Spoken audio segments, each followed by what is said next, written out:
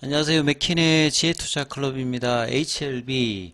자, 전환사채 풋옵션 행사 자금 대책을 충분히 하고 있다. 가남 신약 승인은 시간 문제다. 이제 회사의 뭐 기사들이 오늘도 한 번 더 이제 한스경제로 좀 나왔는데요. 팩트체크 세이브를 통해 좀 더 한번 살펴봐 드리고요. 주가는 이제 전일 가격 대비해서 종가상으로 강보합세로 4850원의 정규장이 마감이 되었습니다. 내용 한번 살펴보도록 하겠습니다. 자, 오늘 뭐 한스경제에서 나온 부분들은 어제 이제 뭐 회사 공지 내용에 나왔던 공식 이제 블로그의 내용들을 뭐 했습니다. 한 번 더 한번 살펴봐 드리도록 하겠습니다.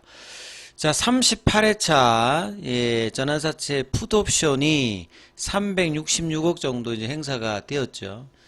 그래서 이제 600억 정도, 그 다음에 이제 39회차가 300몇 억에서 합하면 38회차, 39회차가 한 1000억 가까이 되는 부분들인데, 이게 이제 366억 정도 행사됐는데, 그 연결 기준 말고 별도 기준으로 현금성 자산 자체가 한 365억 뭐 정도, 그 다음에 연결 기준으로 보면 한 1000억대 이상의 유동자산을 가지고 있기 때문에 지금 이제 이 최근에 풋옵션 행사 관련되는 부분들은 특별하게 지금 유동성 관련해서는 문제가 뭐 없다고 봐야 되는 어떤 상황이겠죠.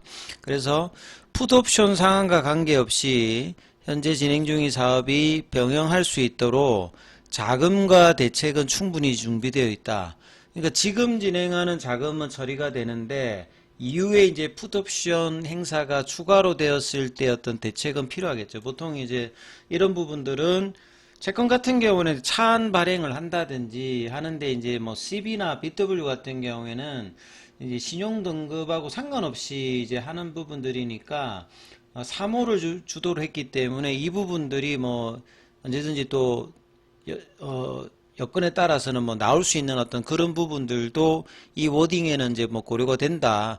결국은 가장 베스트한 것은 이제 신약 승인 받고 외자 유치받으면서 상용화 이제 기대감으로 실질적으로 매출과 영업이익이 나오면서 이제 주가가 올라가서 뭐 자금 조달을 원활하는 게 회사가 바라는 그런 부분입니다만 지금 이제 FDA 리서브션이라든지 일정들이 불확실성이 있는 상태에서 주가가 빠지니까 여러모로 지금 압박을 받는 어떤 상황이라고 봐야 되겠죠.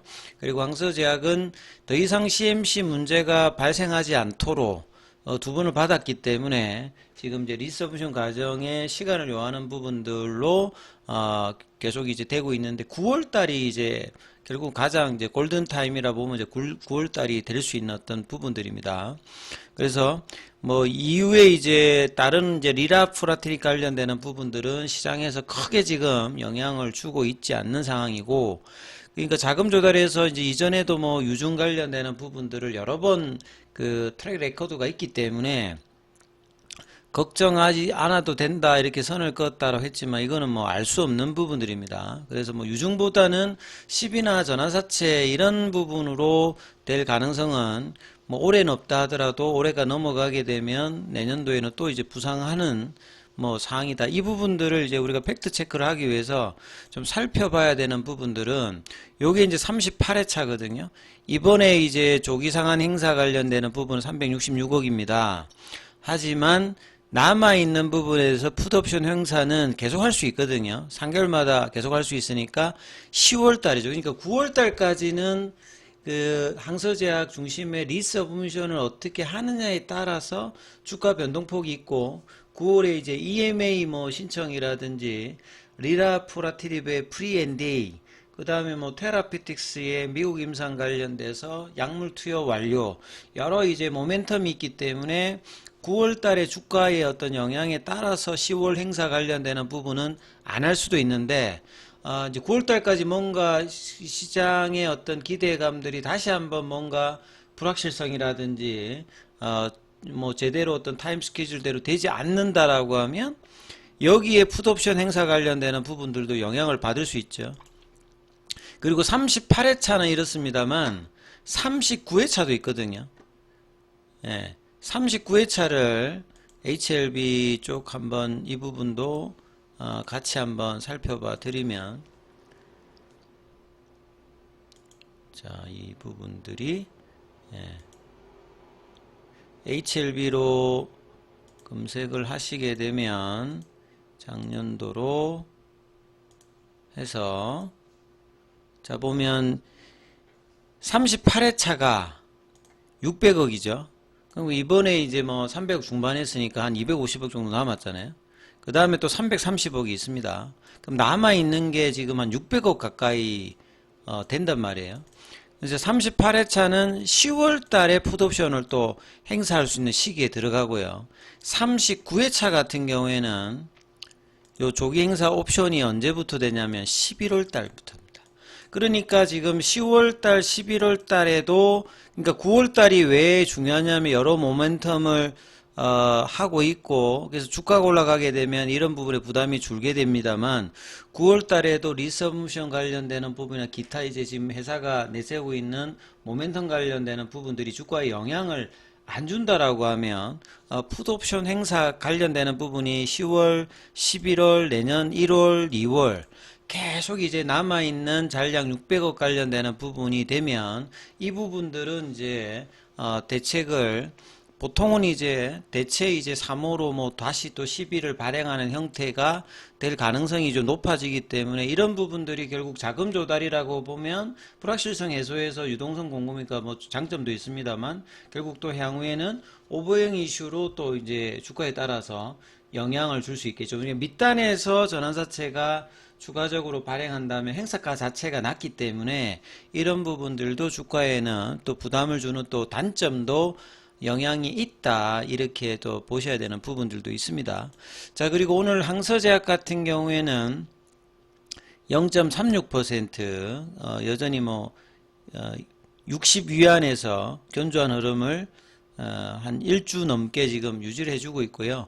홍콩에서는 음봉 나온 지가 지금 한 5일째인데 70위안 중반 정도까지 한참 이제 좋을 때 87위안까지 가면서 100위안 관련되는 어떤 기대감도 있다가 지금 이제 70위안 중반까지 내려오는 모습을 보였고요. 자, 공매도 압박은 이제 이런 이제 9월 달에 어떤 불확실성을 해소하느냐 여부에 따라서 이 거래량이 늘지 않는다라고 하면 이 공매도 압박도 뭐 더 늘어날 수도 있는 이제 포텐셜도 가지고 있는 부분이죠. 이제 어제 같은 경우에는 이제 거래량이 늘면서 차라리 이제 이 부분들이 만약에 여기서 추가 하락을 하지 않는 어떤 부분을 만들어준다면 거래량이 여기서 터져야 됩니다. 그러면 이제 뭐 손절매 물량도 꽤 있습니다만 공매도 제외하고 신규 매수도 일정 부분 유입된다는 걸 보여주는 거거든요. 그러니까 거래량은 뭐 여기서 터지는 것은 이래나 저래나 좋은 부분들인데 오늘은 거래량 또 줄였고요. 공매도는 전체에서 한 5만 주 정도. 그 다음에 이제 공매도 이제 순보유 잔고 같은 경우에는 지금 500만 주 넘어 있는 상태에서 거래량이 늘어야지만 이제 뭐 커버링이나 이런 부분들도 하는데 거래량은 지금 순보유 잔고는 500만 주 넘어져 있는 상태고요.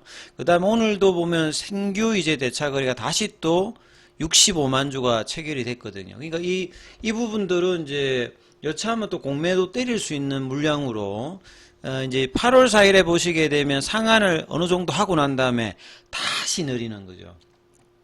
그래서 거래량이 작았을 때는 이런 어떤 이제 수급상에서 공매도의 어떤 대차와 연결되는 부분의 압박이 지금 이제 계속 될 수 있는 어떤 부분들을 공매도 잔고가 많은 종목의 특징으로 여전히 이제 들어오고 있다. 이렇게 좀 봐야 될 거고요. 그리고 오늘 외국인 쪽에서는 23억 정도 매도가 들어왔고, 그 다음에 이제 프로그램 쪽에서는 이틀 그나마 좀 들어오다가 다시 화요일 날에는 75,000주, 그리고 기관은 이제 계속 매도하고 개인들은 뭐 최근에 매수를 어제는 좀 매도를 했다가, 그러니까 어제 매도는 일정 부분 이제 손절 매도도 나오는 거죠. 왜냐면 하방이 열리는 어떤 흐름이었고, 지금 요런 상황이니까 9월의 어떤 기대감도 지금 불확실성한 상태에서 회사의 어떤 지금 공지거리나 이런 것들이 타임 스케줄이 분명하지가 않거든요. 9월이라고 하는 것도 추정해 보는 겁니다.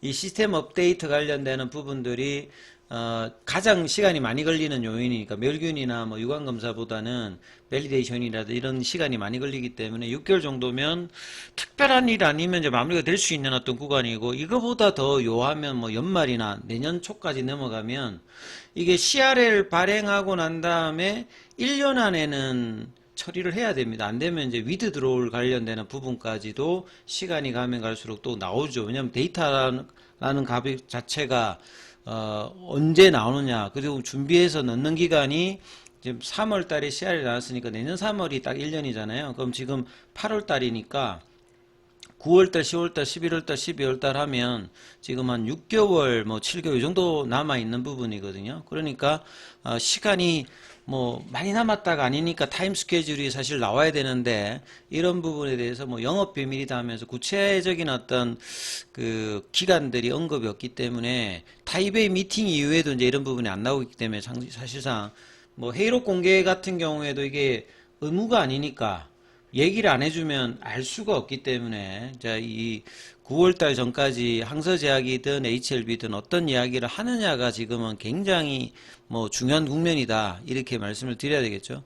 분봉 흐름을 보시게 되면 장 초반에는 이제 어제 시간에라든지 그 다음에 아침에는 42,400원대까지 양봉 흐름을 내다가 거의 이제 5장에는 다시 다 줄여버렸죠. 그래서 개법 원봉이 되어버렸습니다. 그래서 볼린저 밴드 하단 가격 자체가 지금 41,000원대인데 이 부분을 살짝 이제 또 다시 또 내려갔고 창구 쪽에서 이제 이런 부분들을 확인해 보면 JP 모간이라든지 항구 이런 이제 공매도 쪽에서 매도, 그 다음에 매수 쪽에서는 모건 신한, 그리고 이제 NH투자증권이 이제 매수해서 좀 많이 좀 들어왔다는 부분, 이 부분들이 이제 연속적인지 이 부분은 좀 이제 이번 주 내내 좀 체크를 해야 되는 어떤 상황입니다. 그러니까 신규 매수가 들어오는지 여부, 그 다음에 공매도의 어떤 부분과 거래량 증가되는 이런 부분들을 계속 이제 봐야 되는 어떤 상황이고요.